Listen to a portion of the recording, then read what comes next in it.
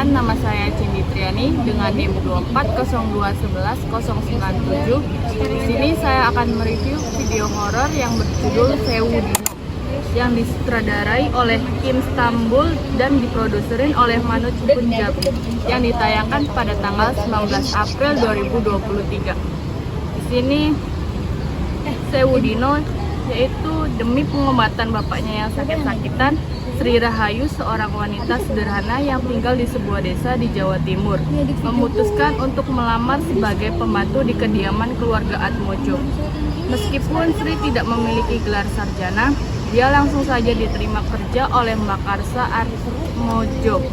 Karena keunikannya sebagai anak yang lahir di Jumat Kliwon, hari keramat dalam budaya Jawa, Mbah Tamin, dukun yang bekerja untuk keluarga Atmojo, beliau memberitahukan bahwa tugas mereka saat ini adalah untuk menjaga Dela Atmojo, cucu Mbah Karsa yang kena santet Sewu Dino beberapa tahun yang lalu.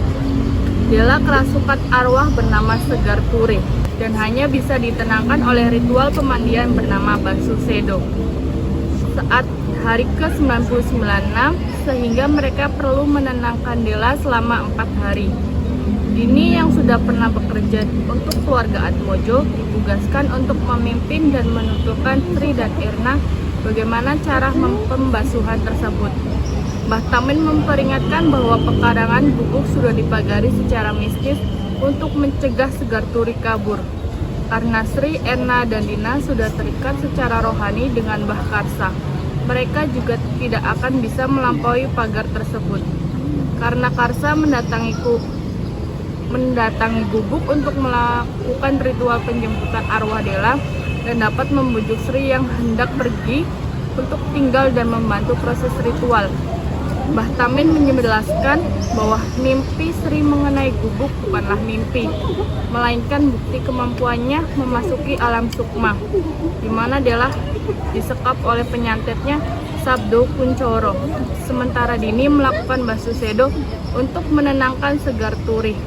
Sri akan ke alam sukma untuk membebaskan arwah Dela sebelum matahari terbenam. Film Sewu Dino ini menceritakan kearifan lokal yang terkandungnya yaitu kutukan santet dan kisah kelam perjanjian 1000 hari yang masih dipercayai masyarakat Jawa. Sekian, terima kasih. Halo semuanya, perkenalkan nama saya Kursia dari Prodi Ilmu Komunikasi dengan NIM 2402111003. Di sini saya akan mereview film yang berjudul Lampor atau Keranda Terbang yang disutradari oleh Guntur Soeharjanto dan dirilis pada tanggal 31 Oktober 2019. Di sini saya akan menceritakan alur dari film ini. Film Lampor ini menceritakan kisah Edwin dan Neta yang mulanya hidup tentram di kampung halaman. Mereka memiliki 2 anak yang terdiri dari laki-laki dan perempuan. Neta pada dasarnya berasal dari Sumatera seperti Edwin. Dia merupakan warga asli Temanggung yang 25 tahun tak kembali ke kampung halamannya semenjak pergi bersama ibunya. Suatu ketika, mereka merasakan teror yang membuatnya tidak nyaman di kampung Edwin. Suatu keluarga itu pun akhirnya pindah dan datang ke Temanggung untuk datang dengan ayahnya yang sudah puluhan tahun tak bertemu. Neta juga akhirnya menerima fakta bahwa bapaknya baru saja meninggal sebelum kedatangannya. Lantas di kampung halamannya tersebut didatangi oleh iblis pencabut nyawa yang membawa keranda terbang atau disebut juga dengan lampor. Teror tersebut melanda ke semua warga. Kemudian Neta dituding sebagai alasan teror tersebut dimulai. Hal ini juga didukung dengan alasan ibunya meninggalkan ayah Neta pada saat 25 tahun yang lalu karena pria itu adalah budak setan. Edwin pun akhirnya membela dan mempercayai pada istrinya. Namun perlahan fakta masa lalu mulai terungkap hingga merasa Neta terpojok dan Edwin berusaha menyelamatkan nyawa mereka semua, termasuk kedua anaknya yang ikut terperancang. Diketahui Lampor ini merupakan urban legend bagi masyarakat di Provinsi Jawa Tengah dan Jawa Timur yang merupakan makhluk tak kasat mata berupa keranda terbang yang bisa menampakkan dirinya pada saat menjelang malam hari atau selepas maghrib. Urban legend ini berasal dari cerita mulut ke mulut sehingga jadi kearifan lokal masyarakat Kabupaten Temanggung, Jawa Tengah dan sekitar. Sekian cerita dari saya, kurang lebihnya mohon maaf. Wassalamualaikum warahmatullahi wabarakatuh. Halo semuanya, perkenalkan nama saya Melanie dari Prodi Ilmu Komunikasi dengan NIM untuk masuk masuk. Di sini saya akan review salah satu film horor yang berjudul Pamali. Film ini dirilis pada tahun 2022 yang disutradarai oleh Bobby Prasetyo. Kisah film ini bermula ketika Jaka Sunaria mendapatkan informasi dari temannya di kampung halaman bernama Cecep bahwa ada calon pembeli yang tertarik untuk meninjau rumah warisan dari orang tuanya. Mendengar kabar tersebut, Jaka bersama istrinya yang sedang mengantuk terpaksa pulang ke kampung halaman untuk menjual rumah peninggalan orang tuanya. Rumah tersebut terletak di sebuah desa di Jawa Barat. Tapi bagi Jaka, tidak ada kenangan mendalam yang tersimpan dari bangunan itu, sebab ia pindah ke Jakarta bersama neneknya sejak usia 6 tahun, dan kini terhitung sudah 20 tahun lebih meninggalkan rumah tersebut. Pada saat itu, Rika memotong kuku dan rambutnya di malam hari. Mulai saat itu juga, Jaka dan Rika mengalami hal-hal aneh yang tak masuk akal, seperti diteror oleh makhluk tak kasat mata. Kearifan lokal yang terkandung dalam film ini adalah budaya yang melarang gunting kuku pada malam hari karena dipercaya akan mengakibatkan kesialan, memperpendek umur, atau mengganggu aliran energi. Halo, saya Zakian Nurjana dari Prodi Ilmu Komunikasi NIM 240211056 ingin menceritakan sinopsis film dari Menjelang Maghrib.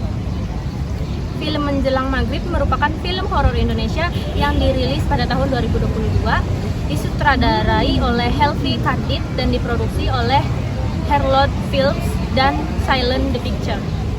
Film ini menceritakan tentang 3 mahasiswa psikologi yang melakukan penelitian tentang seseorang yang mengalami gangguan jiwa bernama Nina. Nina dikisahkan selalu mengamuk dan berteriak pada saat sore hari, khususnya menjelang maghrib. Namun, dia tenang kembali setelah azan maghrib berkumandang. Dalam film ini, Nina digambarkan sebagai korban pemasungan karena dianggap mengalami gangguan jiwa atau kerasukan. Ia dipasung di sebuah gubuk kecil dan hanya dapat berinteraksi dengan orang-orang tertentu saja. Ketiga mahasiswa tersebut mencoba memahami kondisinya Nina dan menemukan hubungan antara diagnosa medis dan kehidupan Nina yang penuh misteri. Kemudian isu kearifan lokal yang terkandung dalam film ini adalah beberapa budaya Indonesia masih meyakini bahwa waktu menuju maghrib sering dikaitkan dengan tahayul dan peristiwa yang bersinggungan dengan hal-hal mistis atau hal-hal gaib lainnya. Banyak masyarakat yang percaya bahwa jika seseorang berlalu lalang ketika menjelang maghrib, maka ia akan dirasuki oleh makhluk halus seperti yang terjadi pada film ini. Sekian, terima kasih. Halo, perkenalkan nama saya Dita Nuralif dari Prodi Ilmu Komunikasi dengan NIM 240211075 akan mereview film yang berjudul 10 Malam Satu Suro yang disutradarai oleh Hani R. Saputra. Film ini dirilis pada tanggal 20 Juni tahun 2024. Mengisahkan tentang kehidupan Ibrahim Doni Alamsyah yang berprofesi sebagai pemandi jenazah. Suatu hari ada kejadian luar biasa yang mengubah hidup Ibrahim. Saat itu ada sebuah keluarga kaya di desanya meninggal secara misterius. Banyak warga yang berasumsi bahwa kematian keluarga kaya itu disebabkan karena ilmu hitam. Karena tidak ada satu warga pun yang bersedia memandikan jenazah, kepala desa akhirnya meminta bantuan Ibrahim. Meski awalnya Ibrahim terlihat enggan membantu, ia akhirnya menuruti permintaan kepala desa. 1 tahun berlalu, akhirnya Ibrahim menemukan petunjuk kematian keluarganya. Ia pun mulai mencari tahu fakta-fakta lainnya. Kearifan lokal yang ada di film ini yaitu dalam klinik Jawa, sengkola diyakini sebagai entitas negatif yang sering menghantui manusia. Dianggap membawa sial dan menghadirkan malapetaka terutama pada malam satu suro. Pada malam pertama dalam kalender Jawa ini, Sengkolo diyakini akan aktif mencari korbannya, terutama mereka yang lahir pada weton Senin Pahing, Selasa Legi, Kamis Pon, Jumat Pahing, dan Sabtu Kliwon. Dari film ini, kita tidak hanya mendapatkan nuansa ketegangan dan keengiran khas film horor, namun lebih jauh untuk belajar mengenai mitos Sengkolo yang sudah lama tertanam dalam tradisi Jawa. Film ini juga cocok bagi kamu yang ingin belajar lebih banyak mengenai tradisi dan budaya Jawa. Sengkolo Malam Satu Suro tidak hanya menawarkan cerita horor yang menarik, namun juga mendidik. Sekian dari saya, Dita Nur Alif. Terima kasih, kurang lebih mohon maaf. Wassalamualaikum warahmatullahi wabarakatuh. Halo, perkenalkan nama saya Uswati Nisa dari Prodi Ilmu Komunikasi dengan NIM 240211107. Ingin mereview tentang film yang berjudul Pamali Dusun Pocong. Film ini disutradarai oleh Bobby Prasetyo dan naskah ditulis oleh Evelyn Afnilia dan dirilis tahun pada 2023. Film ini mengisahkan tentang sebuah kisah di sebuah desa terpencil yang dilanda oleh wabah penyakit yang misterius dan mengkhawatirkan. Wabah tersebut telah menjadi hal yang menakutkan bagi warga desa selama lebih dari 1 bulan. Sebagian warga desa telah meninggalkan tempat itu, mengungsi mencari perlindungan, sementara yang lain terjebak dalam kengerian wabah dan berharap akan datangnya pertolongan. Sampai pada akhirnya, ada bantuan dari warga kota yang bertugas untuk membantu warga yang terkena dampak wabah di desa terpencil itu. Jatuh kepada 3 petugas medis, yaitu Mila, Gendis, dan Puput. Mereka berusaha semaksimal mungkin untuk memberikan pertolongan kepada para korban wabah. Dan 2 orang penggali kubur, Deden dan Cecep, juga turut membantu dalam upaya tersebut. Namun ketika mereka menjalankan tugas mereka di desa tersebut, mereka mulai mendengar suara siulan menggema di malam hari. Bagi masyarakat setempat, siulan di malam hari dianggap sebagai suatu bentuk pamali atau hal yang tidak boleh dilakukan. Kejanggalan demi kejanggalan mulai terjadi dan mereka menyadari bahwa tempat mereka bertugas dihantui oleh pocong yang menebar teror. Ketakutan mulai merayap di hati mereka ketika anggota tim mereka satu persatu mengalami nasib yang mengerikan. Curiga pun mulai muncul terhadap anggota tim yang diduga melanggar pamali, aturan tabu yang seharusnya tidak boleh dilanggar. Pamali tersebut kemungkinan besar menjadi pemicu dari segala petaka yang menimpa rombongan petugas medis dan penggali kubur tersebut. Anggota tim yang tersisa pun akhirnya terpaksa menghadapi kenyataan bahwa mereka harus membayar harga dan atas kesalahan mereka untuk bisa bertahan hidup. Arifan lokal yang terdapat di film ini yaitu larangan atau pantangan yang berasal dari adat dan kebiasaan turun-temurun di desa tersebut. Karena pamali dipercayai akan mendatangkan malapetaka bagi seseorang yang melanggarnya. Terima kasih. Wassalamualaikum warahmatullahi wabarakatuh. Assalamualaikum warahmatullahi wabarakatuh. Perkenalkan, saya Rafifa Asila Maisun dengan NIM 240211110. Di sini saya mau mereview film horor yang berjudul Susuk. Film Susuk ini bercerita tentang Soraya, seorang wanita muda yang bercita-cita menjadi artis terkenal. Demi meraih kesempurnaan fisik dan karisma, ia memutuskan menggunakan susuk, sebuah praktik mistis yang dipercaya dapat meningkatkan daya tarik. Namun, di balik keindahan yang ia dapatkan, terdapat konsekuensi mengerikan yang mulai menghantui hidupnya. Film ini menggambarkan dilema antara ambisi, kepercayaan tradisional, dan harga yang harus dibayar ketika seseorang melanggar batas moral dan spiritual. Susuk menghadirkan horor yang tidak hanya menakutkan, tetapi juga penuh pesan tentang dampak obsesi terhadap kesempurnaan. Nah, kearifan lokal yang ada di film ini adalah kepercayaan terhadap ilmu susuk yang memiliki arti. Susuk sendiri itu adalah praktik tradisional yang dipercaya dapat meningkatkan daya tarik, keberuntungan, dan karisma seseorang. Meskipun bersifat mistis, susuk mencerminkan kepercayaan lokal terhadap kekuatan gaib dan konsekuensi spiritual dari penggunaan ilmu hitam. Sekian dari saya. Wassalamualaikum warahmatullahi wabarakatuh. Halo semuanya, perkenalkan nama saya Alisa Lestari dengan NIM 240211089, Fakultas Ilmu Sosial dan Ilmu Politik, Prodi Ilmu Komunikasi.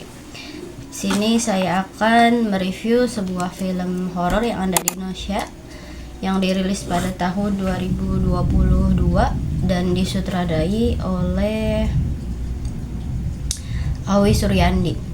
KKN di Desa Penari mengisahkan sekelompok mahasiswa yang melakukan kuliah kerja nyata di sebuah desa terpencil. Tanpa mereka ketahui, desa itu memiliki banyak mitos dan cerita misteri yang mengerikan.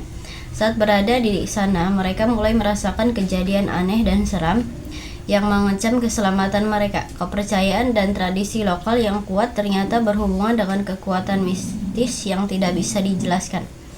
Kejadian-kejadian menyeramkan pun mulai menyerang satu persatu, menguji kekuatan mental dan keberanian para mahasiswa tersebut. Film ini sangat mengandalkan atmosfer seram yang dibangun secara perlahan namun pasti. Sutradara Awi Suryadi berhasil menggabungkan elemen-elemen mistis khas Indonesia dengan kisah yang relatable tentang mahasiswa yang terjebak dalam situasi mengerikan. Adegan-adegan horor dalam film ini cukup intens dengan penggunaan suara dan pencahayaan yang mendukung untuk menciptakan ketegangan.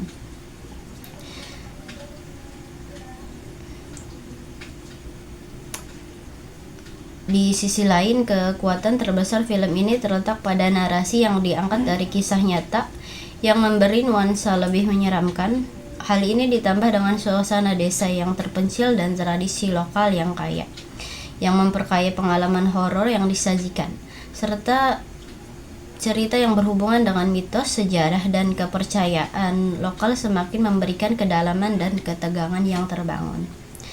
Nah, hubungan KKN di Desa Penari dengan kearifan lokal sangat erat. Yang nomor satu, kepercayaan terhadap dunia gaib dan pemujaan dan ritual tradisional serta larangan dan pantangan, simbolisme dan mitos, serta penghormatan terhadap alam dan tempat. Sekian, terima kasih. Assalamualaikum warahmatullahi wabarakatuh. Nama saya Tazkiyah Humaira El Jailani dengan nomor NIM 240211080. Di sini saya akan mereview tentang film horor berjudul Badarawuhi. Jadi Badarawuhi ini disutradarai oleh Hastu Saputra.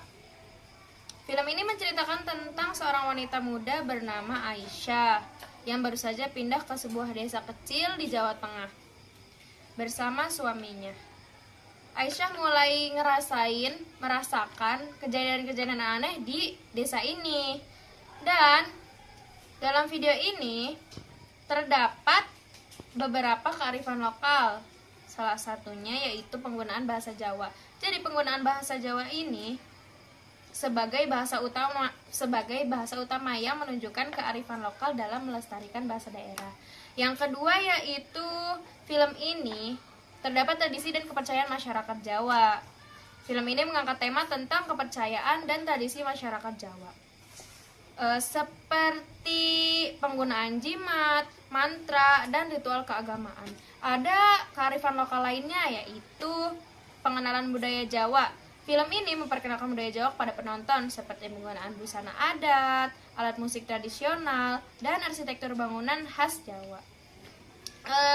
Saya menyimpulkan lagi dua kearifan lokal di sini, yaitu nilai-nilai moral dan spiritual. Film ini mengajarkan nilai-nilai moral dan spiritual seperti pentingnya menjaga kepercayaan. Dan yang terakhir yaitu penggunaan simbolisme. Jadi simbolisme di film ini menggunakan simbolisme yang khas dalam budaya Jawa, seperti penggunaan warna, bentuk, dan motif yang memiliki makna tertentu. Mungkin segitu saja review dari saya. Cukup sekian, mohon maaf bila banyak kesalahan. Wassalamualaikum warahmatullahi wabarakatuh.